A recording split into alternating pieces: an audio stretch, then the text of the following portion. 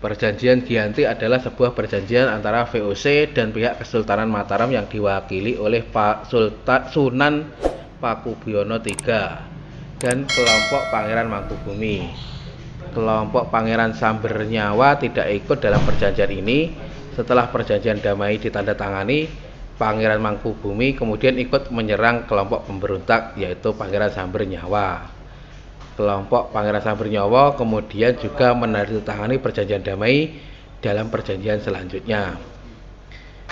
Perjanjian yang ditandatangani pada 13 Februari 1755 ini secara de jure menandai berakhirnya Kesultanan Mataram yang sepenuhnya independen. Nama Giyanti diambil dari lokasi perjanjian tersebut di Desa Giyanti yang sekarang terletak di Dukuh Kerten, Desa Jantiharjo, sebelah tenggara Karanganyar, Jawa Tengah.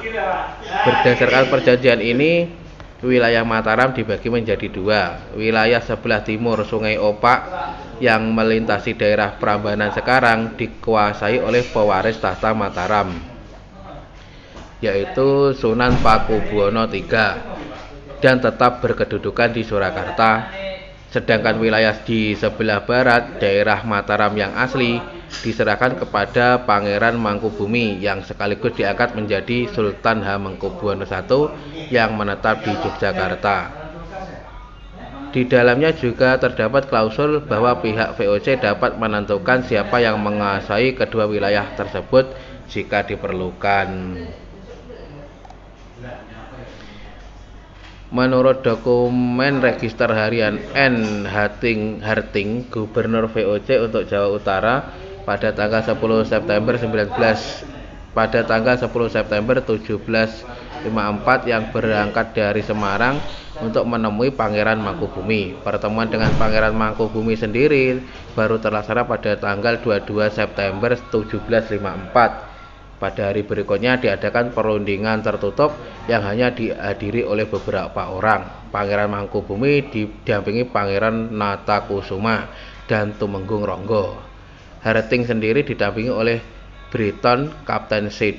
Donkel dan sekretarisnya V.W. Roken. Adapun yang menjadi juru bahasa adalah Pendeta Bastani. Pada pembicaraan pertama mengenai pembagian Mataram, Harting menyatakan keberatan karena tidak mungkin ada dua pemimpin dalam satu kesultanan. Mangkubumi mengatakan bahwa di Cirebon ada lebih dari satu sultan. Harting pun menawarkan Mataram sebelah timur yang ditolak Mangkubumi.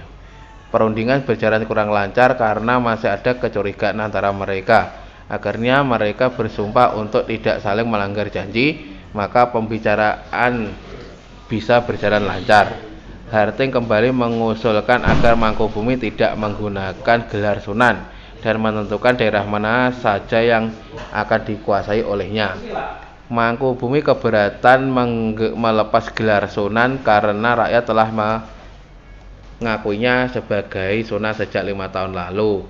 Pangeran Mangkubumi diangkat sebagai Sunan yang dipertuan atas Kesultanan Mataram ketika Pakubwono II wafat di daerah Kabanaran bersamaan saat VOC melantik Adipati Anom menjadi Pakubwono III. Perundingan terpaksa dihentikan dan diteruskan keesokan harinya. Pada tanggal 23 September 1754 terjadi nota kesepahaman bahwa Pangeran Mangkubumi akan memakai gelar Sultan dan mendapatkan setengah bagian kesultanan. Daerah pantai utara Jawa atau daerah pesisiran yang telah diserahkan kepada VOC tetap dikuasai oleh VOC dan setengah bagian ganti rugi atas penguasaan tersebut diberikan kepada Mangkubumi. Selain itu, Mangkubumi juga akan memperoleh setengah pusaka-pusaka istana. Nota kesepahaman tersebut disampaikan kepada Pakubwono III. Pada tanggal 4 November 1754, Pakubwono III menyampaikan surat kepada Gubernur Jenderal VOC Mosel mengenai persetujuannya terhadap perundingan antara Gubernur Jawa Utara, N. Harting, dan Pangeran Mangkubumi. Berdasarkan perundingan yang dilakukan pada tanggal 22 sampai 23 September 1754 dan surat persetujuan Pakubuwono III, maka tanggal 13 Februari 1755 ditandatanganilah Perjanjian Giyanti.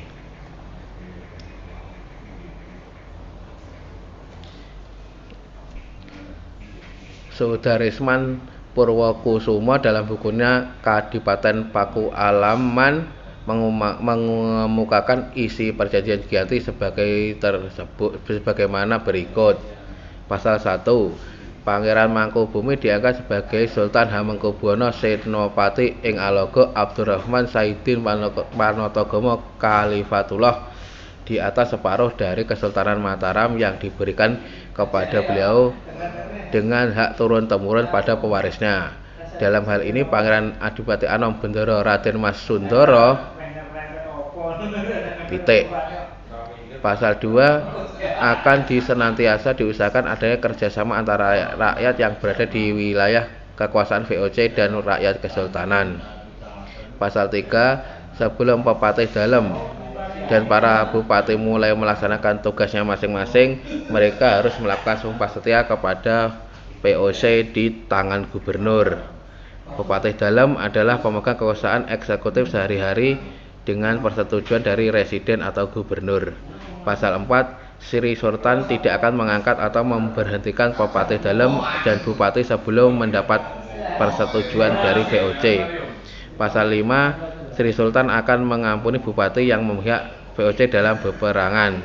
Pasal 6. Sri Sultan tidak akan menuntut haknya atas Pulau Madura dan daerah-daerah pesisiran yang telah diserahkan oleh Sri Sunan Pakubuwono II kepada VOC dalam kontraknya tertanggal 18 Mei 1746. Sebaliknya, VOC akan memberi ganti rugi kepada Sri Sultan sebesar 10.000 real tiap tahunnya. Pasal 7. Sri Sultan akan memberi bantuan kepada Sri Sunan Pakubuwono III sewaktu-waktu jika diperlukan. Pasal 8. Sri Sultan berjanji akan menjual bahan-bahan makanan dengan harga tertentu pada VOC. Ke-9. Sultan berjanji akan menaati segala macam perjanjian yang pernah diadakan antara penguasa Mataram terdahulu dengan VOC, khususnya perjanjian-perjanjian yang dilakukan pada tahun 1705, 1733, 1743, 1746, dan 1748. Penutup perjanjian ini ditandatangani oleh N. Harting, W. van Ossenburg, J. J. Steenmulder, C. Donkel, dan W. Vorken dari pihak VOC. Perjanjian Giyanti sebelum mengakhiri kerusuhan karena dalam perjanjian ini kelompok Pangeran Sambernyawa tidak diikutsertakan.